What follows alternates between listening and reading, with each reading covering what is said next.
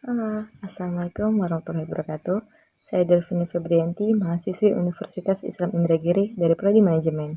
Nah, kali ini saya akan membahas bagaimana penerapan knowledge management atau manajemen pengetahuan bisa membawa dampak penting baik itu positif maupun tantangan dalam sebuah organisasi. Manajemen ialah suatu proses yang menciptakan, berbagi, menggunakan serta mengelola pengetahuan dalam sebuah organisasi. Tujuannya ialah agar organisasi tersebut bisa mencapai tujuannya dengan lebih efektif dan lebih efisien. Implikasi knowledge management itu terbagi menjadi dua, yakni implikasi positif serta implikasi negatif ataupun tantangan. Untuk implikasi positif itu terbagi lagi menjadi 5 bagian. Pertama, efisiensi dan produktivitas, yaitu dengan adanya dokumentasi dan pengetahuan, karyawan lebih mudah menemukan informasi yang dibutuhkan. Ini mempercepat pekerjaan dan menghindari pekerjaan yang diulang oleh orang lain. Kedua, inovasi, yakni berbagi pengetahuan mendorong ide-ide baru. Nah, tim bisa belajar satu sama lain dan mengembangkan solusi yang lebih kreatif. Ketiga, pengambilan keputusan yang lebih baik. Nah, di sini maksudnya ialah ketika manajemen punya akses ke data dan pengalaman sebelumnya, maka keputusan yang diambil akan menjadi lebih tepat dan minim resiko. 4. Pembelajaran organisasi lebih baik. Nah, organisasi bisa belajar dari kesalahan dan keberhasilan di masa lalu.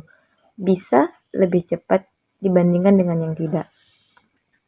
Nah, implikasi positif yang terakhir ialah kepuasan pelanggan meningkat, yaitu pengetahuan tentang kebutuhan pelanggan membantu perusahaan memberikan pelayanan yang lebih personal dan relevan. Selanjutnya, implikasi negatif atau tantangan. Nah, walaupun bermanfaat, knowledge management juga mempunyai tantangan seperti biaya implementasi yang tinggi. Contohnya, sistem IT, pelatihan, dan dokumentasi itu membutuhkan investasi yang besar.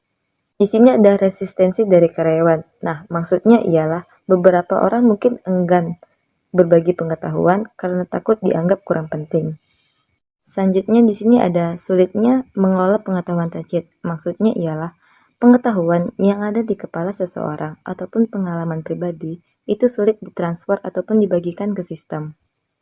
Terakhir, di sini ada risiko keamanan data. Contohnya seperti semakin banyak informasi yang dibagikan, semakin tinggi pula risiko bocornya data penting.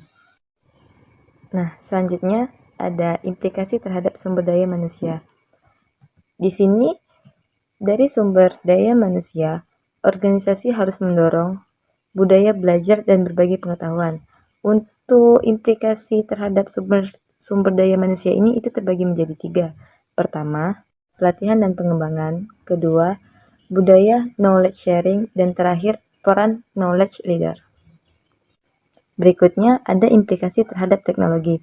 Teknologi adalah alat utama dalam mengelola pengetahuan. Contohnya seperti base sebagai tempat penyimpanan informasi penting. Terus ada intranet sebagai jaringan internal berbagi dokumen. Lalu ada CMS sebagai Content Management System, yaitu sistem pengelolaan konten. Lalu ada aplikasi kolaborasi seperti Slack, Teams, dan Notion.